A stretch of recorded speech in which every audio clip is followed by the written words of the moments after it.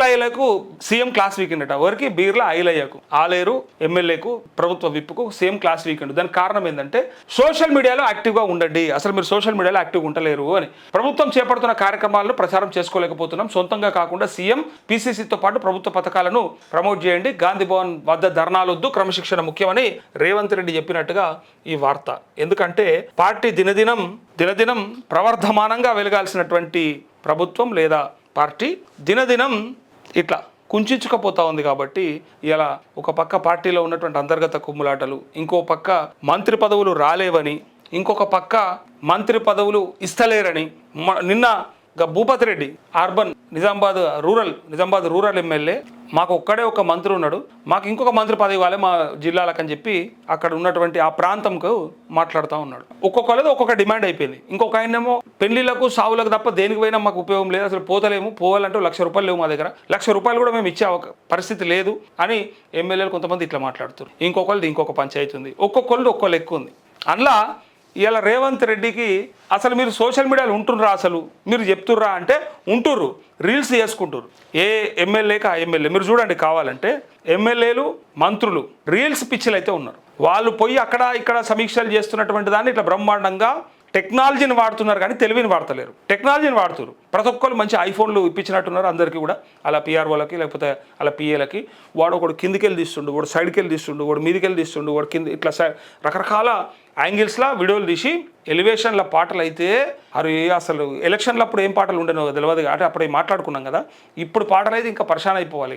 ఇంకా చిత్రం ఇక అన్న అంటాడు, పులి అంటాడు, పులి సింహం వచ్చింది అంటాడు, అసలు ఇక అవుతుందంతా అన్నతోనే అంటాడు, లేకపోతే ఇంకొకరితో కాదంటాడు. ఇంకా రకరకాల మంచి సినిమా ఎలివేషన్లు ఇచ్చుకుంటా వీడియోలు తీస్తారు. కానీ ఒక్కలంటే ఒక్కలు ఓ ఇంటర్వ్యూ ఇచ్చి ప్రజా సమస్యల గురించి పాత్రికేయులు అడిగితే వాళ్ళకి సమాధానాలు ఇచ్చి, లేదా వాళ్ళే వీడియోల రూపంలో పొద్దుగాల లేస్తే ఏదో ఒక విషయం పైన ఇలా ఈ పథకం ఎట్లా అమలు చేస్తూ ఉన్నాం, ఏం ప్రయత్నం జరుగుతుంది, ఇందిరమ్మ ఇల్లు పనితీరు ఎక్కడ అడిగితే పైసలు లేవు కదా, అడిగితే చెప్పాలంటే పరిశాన్. వాళ్ళకి ఏంటంటే చెప్తే మళ్ళీ ఇందిరమ్మ ఇల్లు చివరి బిల్లు ఏమైందా అని అడుగుతారు ఆయన్ని. ఒకవేళ ఇందిరమ్మ ఇల్లు బ్రహ్మాండం, అది ఇవ్వడం వల్ల నా నియోజకవర్గంలో ఇన్ని ఇల్లులు వచ్చినాయి, ఇంతమందికి ఉపయోగపడ్డది, ఎస్ అడిగితే అడుగుతారు, కానీ చెప్పాలి కదా, కానీ చెప్పేటోళ్ళే లేరు.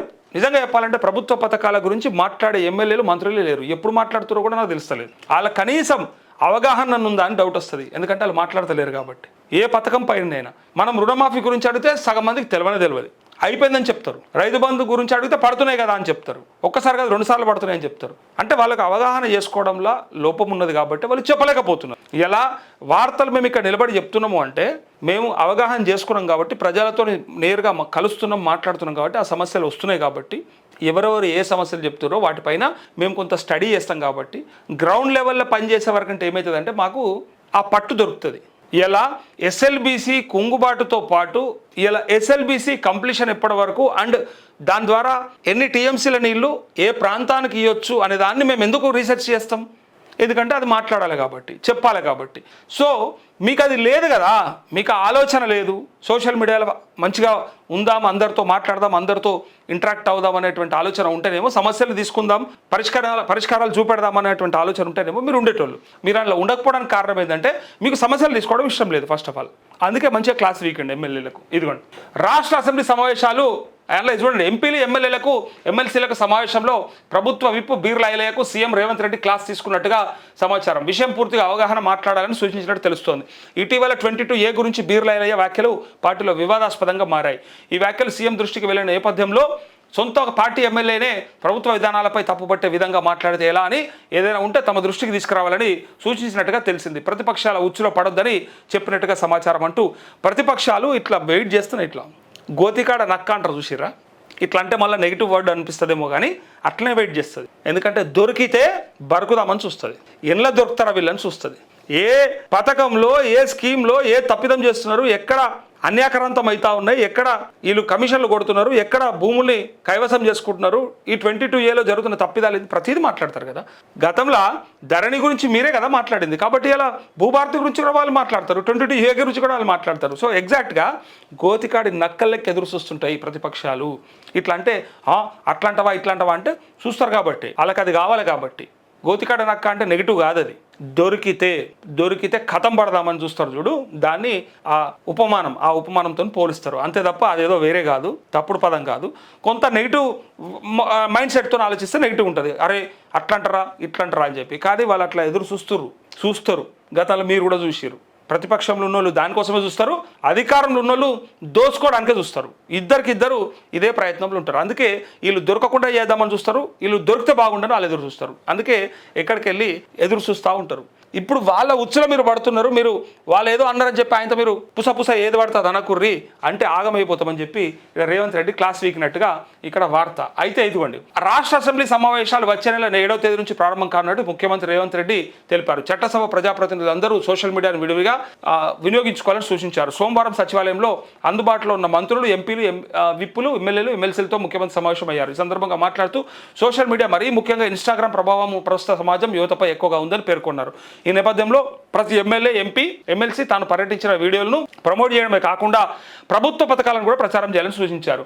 వీళ్ళు పర్యటించిన వీడియోలను మాత్రమే ప్రమోట్ చేసుకుంటారు. గదే ఇది నేను చెప్పింది ఇందాక. వాళ్ళు తిరిగిన ఇప్పుడు బట్టి విక్రమార్క నల్ల కలద్దాలు పెట్టుకొని సింగరేణి కోల్ మైన్స్ దగ్గర తిరిగితే ఓడు దోతి కిందికి వెళ్ళి పెట్టే, ఓడు మీదికి వెళ్ళి పెట్టే, ఓడు సైడ్కి వెళ్ళి పెట్టే, ఓడు వెనకకి వెళ్ళి పెట్టే, దాన్ని అంతా తీసుకొచ్చి వీడియో ఎడిటింగ్ చేసి ఓ మ్యూజిక్ వేసి అరే ఇక వేసిర్రు. అయితే మరి అదే సింగరేణి దగ్గర, అదే మైన్స్ దగ్గర నిలబడి ఒక వీడియో వేసి ప్రస్తుత పరిస్థితుల్లో ఇట్లా ఉన్నది రాష్ట్రం, మనం ఇట్లా ముందుకెళ్తున్నాం, ఇక్కడ ఆయన కమిషన్లు కొట్టడానికే టైం సరిపోతలేదంటే ఇంకా గీ పని ఏం చేస్తాడు ఆయన?